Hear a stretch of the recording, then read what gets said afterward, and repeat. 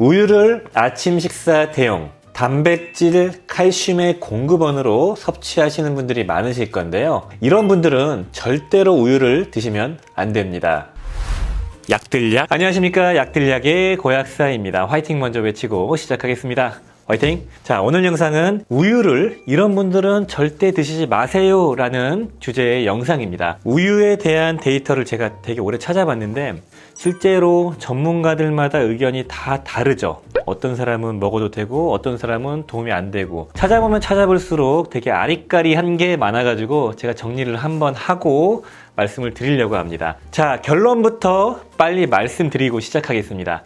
이런 분들은 우유를 많이 드시지 마세요. 유방암이 있으신 분들, 유방암에 대한 가족력이 있거나 유방암에 대한 위험도가 높게 나오신 분들은 우유를 드시지 마세요. 전립선 암이 있거나 전립선 암 수치가 높게 나왔거나 가족력이 있는 분들 주의하세요. 세 번째, 골다공증이 있는 분들 우유 섭취량을 줄이셔야 됩니다. 네 번째, 알러지나 아토피가 있는 아이들 우유 섭취를 줄이셔야 돼요. 마지막 다섯 번째, 장이 안 좋으신 분들, 그런 분들도 우유 섭취량을 줄이는 게 좋습니다. 구체적으로 설명을 드리겠습니다. 자, 첫 번째, 유방암이 있는 분들, 유방암의 가족력이 있는 분들, 유방암 수치가 높게 나와서 추적 관찰을 하시는 분들, 이런 분들은 우유 섭취를 그냥 안 하시는 게 좋다고 저는 보고 있습니다. IGF-1이라는 그 인슐린 유사 성장 인자가 유방암을 유발할 수 있다는 가능성을 계속해서 데이터들이 보여주고 있습니다. 우유 속에 포함되어 있는 성분인데, 물론 이거 반박도 많아요. 그런데 이 반박보다 조심하라는 데이터가 더 많습니다. 그리고 추세 또한 그래요. 그래서 두 가지로 나눠서 말씀을 드리겠습니다. 유방암을 높인다는 가능성이 있는 자료와 근거 없다라는 자료를 두 가지로 말씀드릴 건데, 첫 번째는 2020년도에 발행한 스웨덴의 한 연구를 말씀드리겠습니다. 이 연구는 코호트 연구를 했습니다. 그래서 1987년부터 1997년까지 10여 년간 추적 관찰을 한 데이터이고요. 총 3만 4천여 명의 여성을 대상으로 유방암의 위험도를 분석을 했습니다. 오랜 시간 동안 많은 사람을 추적했죠. 그랬을 때 유방암의 위험도가 30% 이상 증가했다고 합니다. 이것도 하루에 몇 잔 먹냐에 따라 좀 다르지만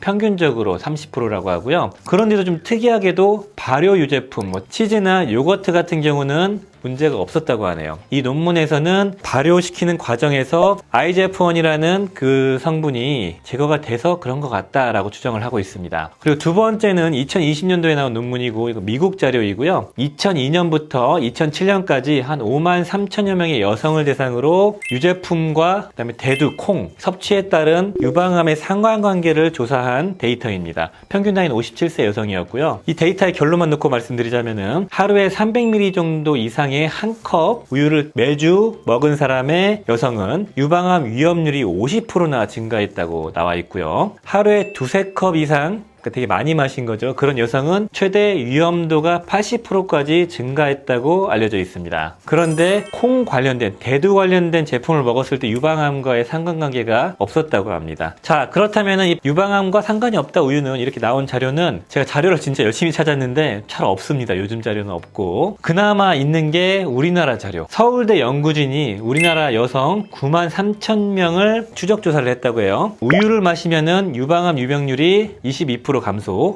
50대 이하가 특히 우유를 마시면은 유방암 유병률이 42%나 감소됐다고 이렇게 알려져 있습니다. 왜 그런가 밝힌 바로는 비타민 D가 IGF-1의 발현을 좀 낮췄다고 하고, 락토페린과 CLA 같은 공행 리놀렌산이죠. 그 성분이 암 발병률을 낮춘 것 같다라고 하고 있지만 데이터가 좀 많이 갈리는데, 전반적인 추세는 유방암과의 상관관계가 계속 나오고 있고, 아무튼 유방암 연구에 관해서는 찜찜한 게 참 많고, 낙농업 유제품 관련된 회사들이 연관이 많이 돼 있기 때문에 그 후원을 받는 연구도 많았습니다. 그리고 이 연구들 자체가 대규모 메타 분석을 한 게 아니고 코호트 연구, 그냥 추적 관찰을 한 거기 때문에 사람마다 그 변수를 다 제한할 수 없거든요. 그래서 이 데이터의 신뢰도가 엄청나게 높지는 않을 거다, 참고만 하면 좋다, 이 정도로 말씀드리고 싶네요. 그리고 두 번째, 남성의 전립선암 유병률이 높아진다. 이것도 되게 많은 논문들이 서로 싸워요. 여기는 암을 유발한다 안 한다 막 싸우는데 우리 가독자님들이 현명하게 판단하셔야 될 것 같고, 전립선암 유발 가능성이 높아졌다라는 데이터는 2001년도에 발표된 논문을 찾아봤는데요. 1982년부터 1995년까지 전향적인 코호트 연구를 바탕으로 총 2만 1000여 명 정도의 남성을 추적 조사했습니다. 유제품을 매일 0.5회 이하를 섭취하는 남성 대비 매일 한 2.5회 이상 섭취한 남성이 전립선암 유병률이 32% 정도 높아졌다고 합니다. 아무튼 하루에 2.5회면 500ml 정도를 마시는 건데, 많이 마셨을 때 전립선암 유병률이 이렇게 높아졌다라고 하고, 전립선암 유발 가능성이 없다, 연관성이 없다라고 발표된 자료는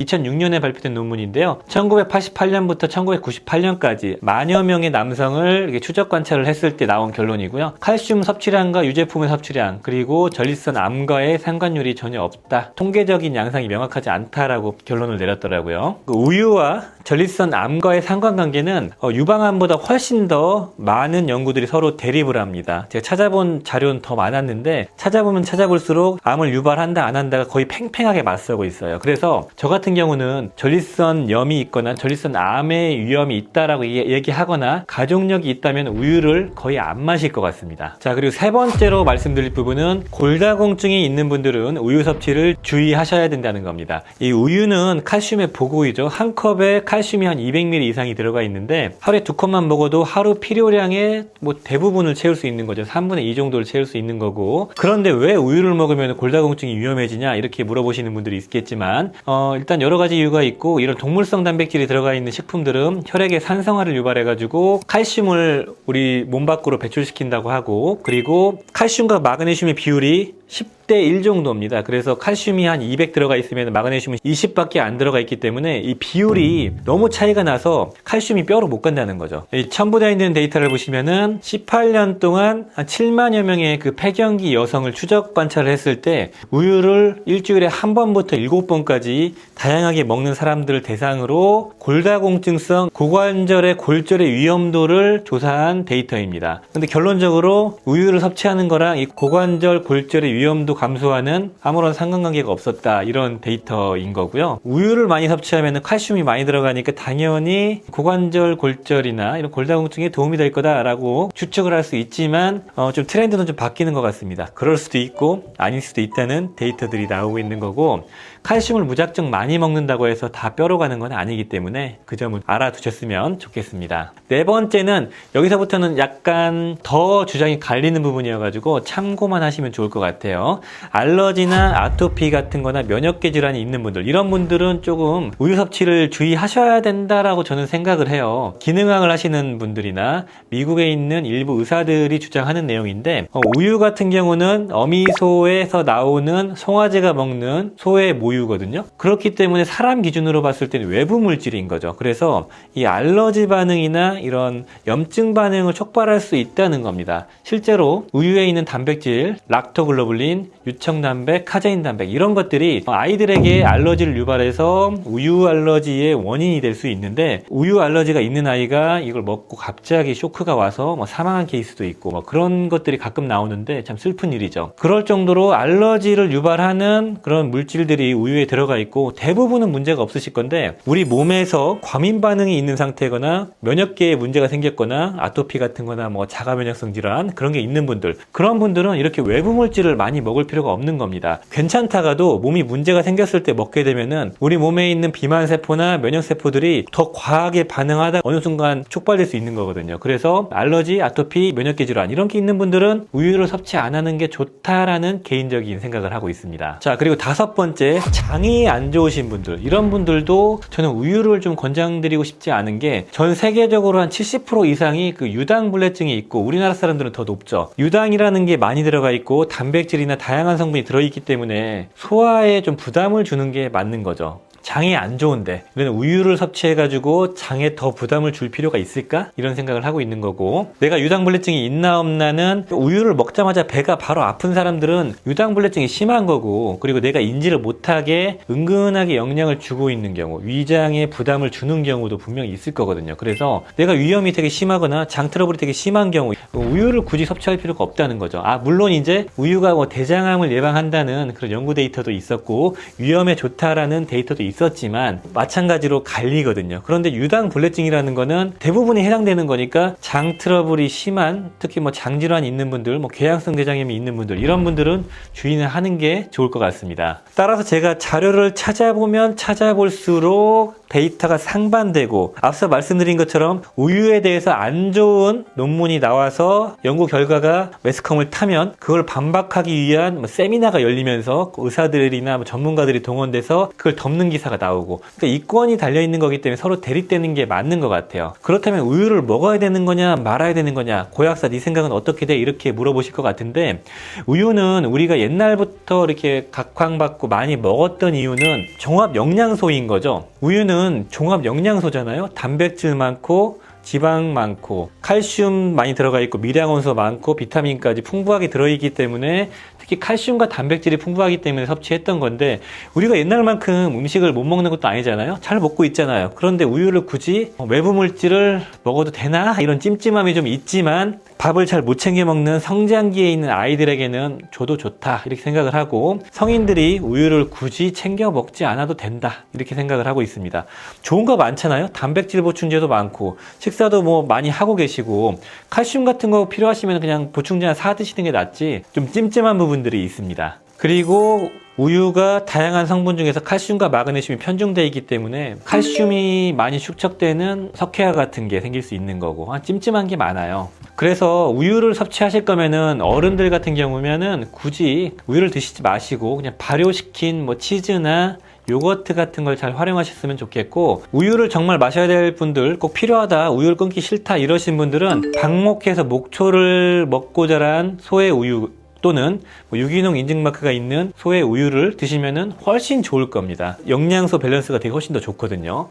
그런 우유에는 마그네슘 비율이 더 높고, 그리고 비타민 K2의 비율도 되게 높아집니다. 자, 그렇다면은 우유를 우리가 왜 섭취해야 될까? 건강상 이점을 몇 가지 말씀드리겠습니다. 이거는 전통적인 관점에서의 이점을 말씀드릴 건데, 첫 번째는 탄단지에 그 종합적인 영양소가 다 들어가 있고 단백질이 특히 풍부하고 비타민, 미네랄들, 특히 칼슘을 많이 공급할 수 있다. 좋은 영양소의 보고이다. 이런 게 장점이고, 두 번째는 현대인들에게 정말 부족한 단백질을 채울 수 있는 좋은 수단이다. 우유의 단백질이 한 200ml짜리 이 한 컵 기준으로 한 8g 정도가 들어가 있습니다. 성인에게 필요한 단백질이 한 40g, 한 30g 그 정도가 필요하죠. 상당수를 채울 수 있는 거죠. 그래서 좋은 단백질의 공급원이다. 그리고 세 번째, 칼슘의 좋은 공급원이다. 앞서 말씀드린 것처럼 한 컵에 한 200ml 이상의 칼슘이 들어있기 때문에 칼슘이 부족한 사람들에게 칼슘을 잘 공급해 줄 수 있는 공급원이다. 자, 그리고 네 번째는 대장암을 예방할 수 있는 근거들이 많이 나오고 있다. 뭐 데이터의 근거로 삼았던 게 칼슘이 그 NF-kappa-B라는 그 전사단백질, 암을 유발하는 그 염증 전사단백질을 억제하고